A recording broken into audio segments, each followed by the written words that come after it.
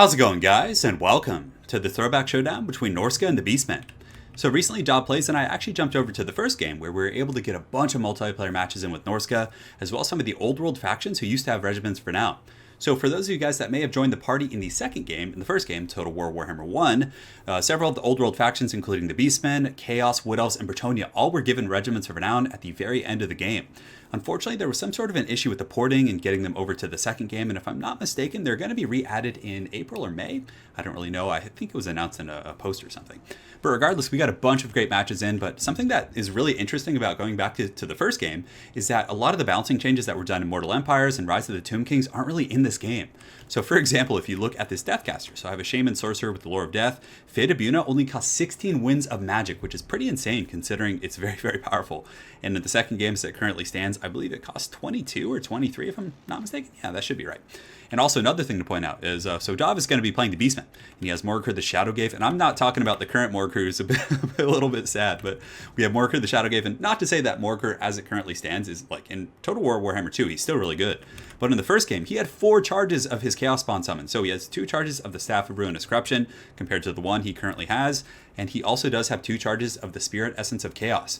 But the difference being is that his Spirit Essence of Chaos in the first game, you can actually target whatever you want to hit. So in this game as it currently stands, you can, essentially just like bait it out with like a fodder unit or something like that.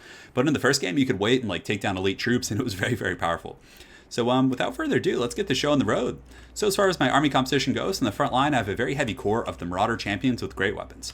These guys are basically like Chaos Warriors. They have a little bit more melee attack, higher weapon strength, but they have like worse defensive stats. So they have less armor, they have less melee defense, but definitely a very cool unit and very thematic of Norsca.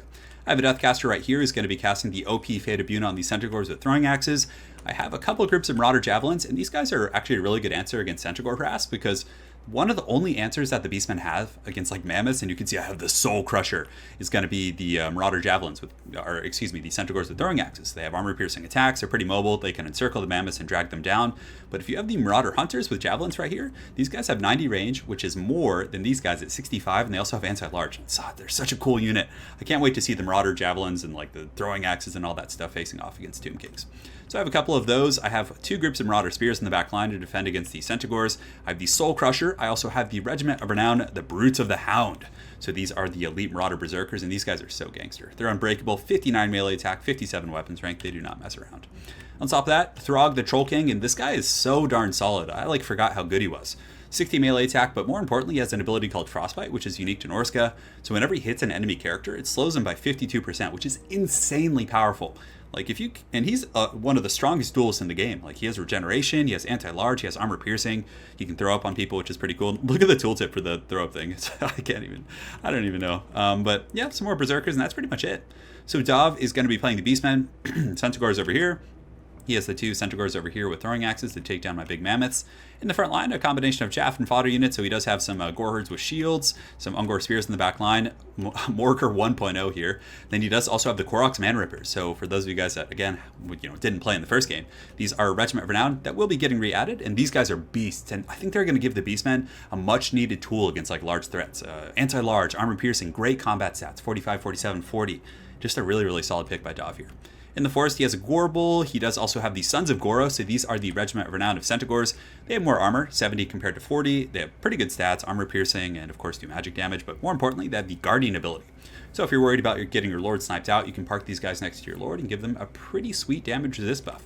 So we actually played a bunch of games, so in this video, there's going to be 2 battles, and my apologies for the long-winded introduction, just wanted to reintroduce you guys to Norsca, but I'm going to make sure to tack on a couple other games after this. So without further ado, let's get the show on the road.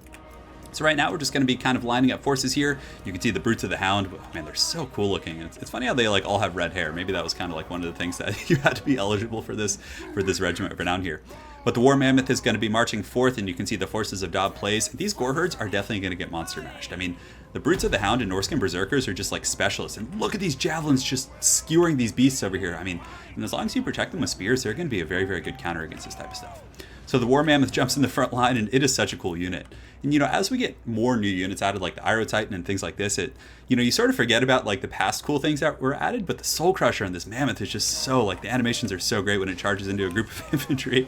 So the Mammoth, I'm going to be pulling back right now, getting my Berserkers charging in here in the front line, and you can see, like, just massive burst damage coming down on these Gore Herds, but they do get the Apocalyptic Vision, so this is going to be a very, very bloody fight in the front line as these Norscan Berserkers take on these wild beasts. In the back, Dov is going to be dropping some AoE, and he does have his Chariot coming in here, getting a pretty good little rear charge on my guys, but I should be able to fend that off. So the Mammoth is definitely very strong against the Beastmen. If you're able to shut down the Centaurs with throwing axes and avoid the Gorbals and things like that, you can see it already just, like, eradicated that front line.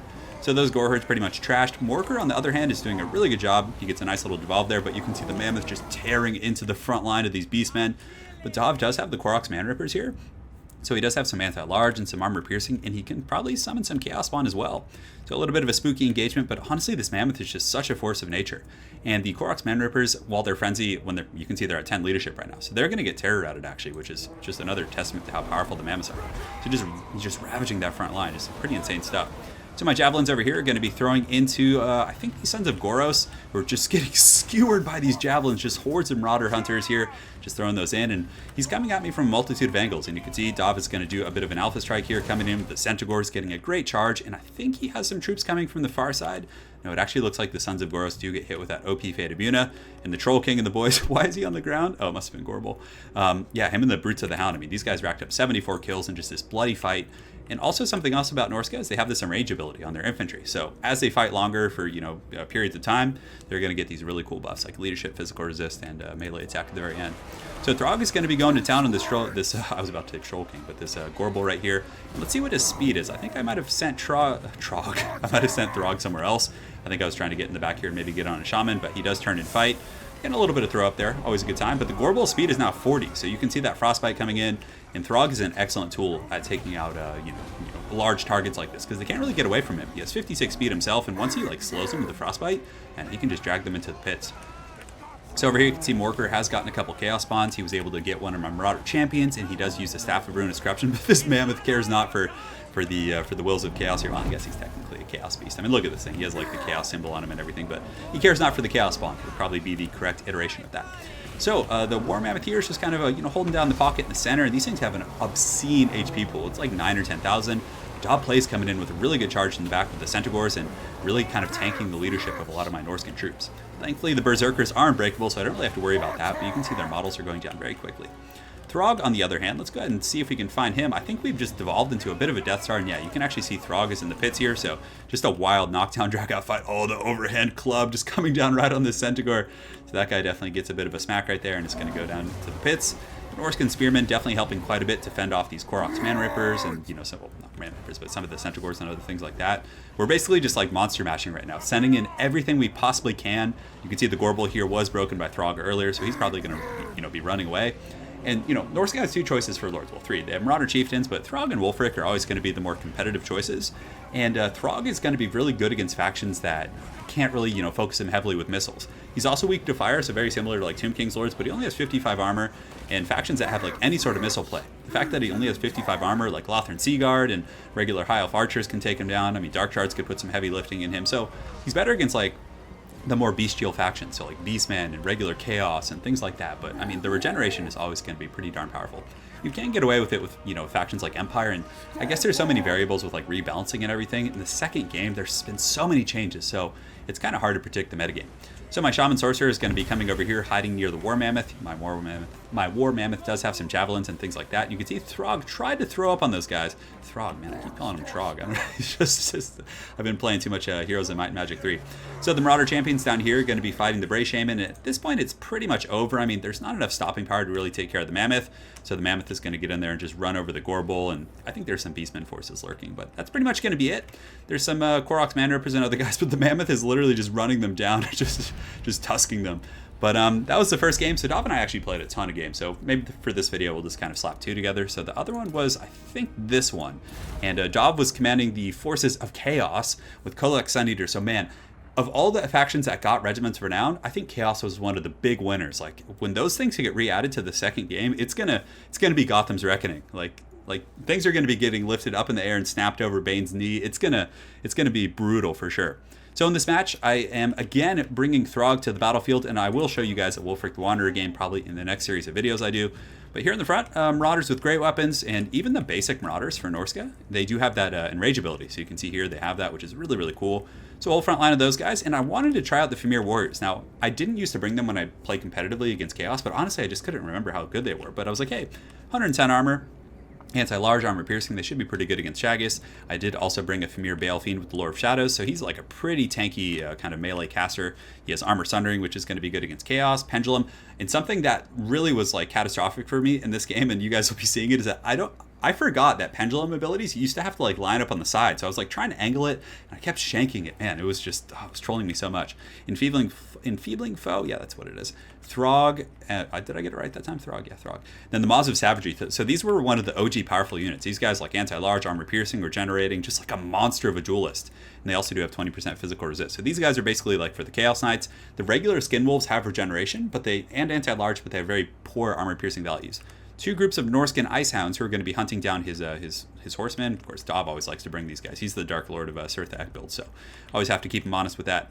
And I think that's pretty much it, guys. And, well, let's go ahead and take a look at Chaos, of course. So Chaos, Forsaken, Chaos Marauders in the front line, just looking to monster mash some of their cousins. Kolek, Sun Eater, and the Swords of Chaos, like the coolest looking unit in the game.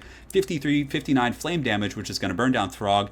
Massive anti-infantry bonus of 18, just great armor piercing values, which Chaos Knights don't typically have. They also have a Guardian and Apocalyptic Charge.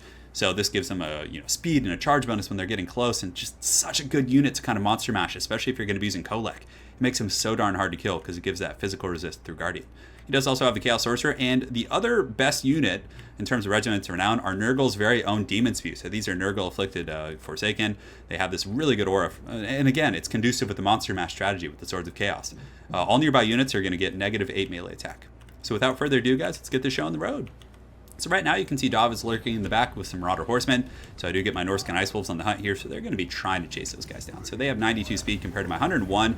But what I do is I overcast a Melkos, which gives you extra range if I'm not mistaken, and it allows my Ice Wolves to catch them. So these guys are monsters. They have 42 weapon strength, and they come in less models than regular wolves, but they also have Frostbite. So once I catch them, it's 45 speed, and they're pretty much done for. I mean, the Norscan Ice Wolves are just going to feast on their souls and drag them into the pits there.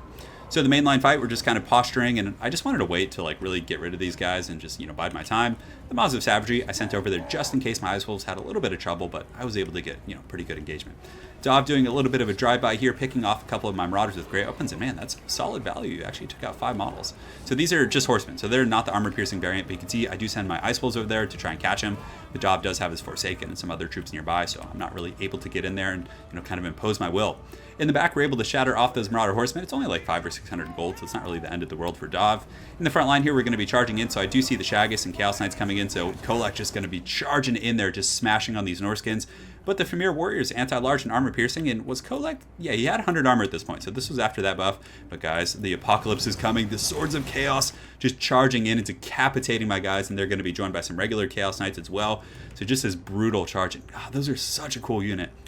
I think that like thematically and as well as the aesthetics, this has to be one of my favorite units in the game here. So Throg is going to be coming in as well. He's a good choice against Kolek. He will lose in a head-to-head duel, but he's relatively strong in his own right. So I do cast the Enfeebling Foe, and my Famir laying a whooping on Kolek right now. You can see that's going down. But Dov does pop Stand Your Ground and also imbues the Flaming Sword of Ruin, so he's going to be giving it right back to Throg if he's able to get some good attacks.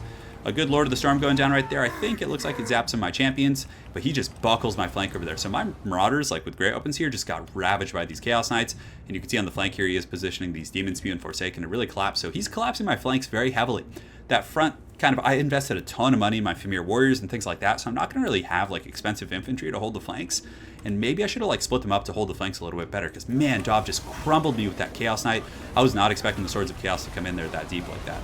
So Throg is going to be holding. He does have the Fight or Die, which gives leadership and melee attack, but then Kolek's coming in, so just all kinds of madness. And the Famir Warriors are doing pretty good. I mean, racking up a couple kills, but you can see these Chaos Knights and the Swords of Chaos are really just getting the business from them, which is good. But this is where it's going to get really scary, and there's my Pendulum Shank. So I wanted to cast it like along his formation, like here, and just zap all these guys, but like I couldn't angle it. I just like clicked and was spam clicking. I just missed with it.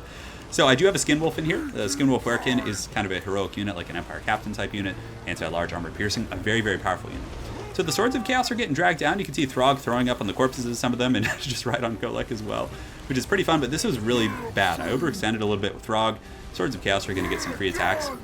And you can see Big Daddy Kolek's coming in for the goodies right now. So just a bit of a monster mash. The Famir Warriors are just holding. They do have some ROR champions with great opens fighting off the Forsaken here, which is a good engagement for me. The 80 armor should be good, but it looks like, yeah, Joff's just getting a really good surround.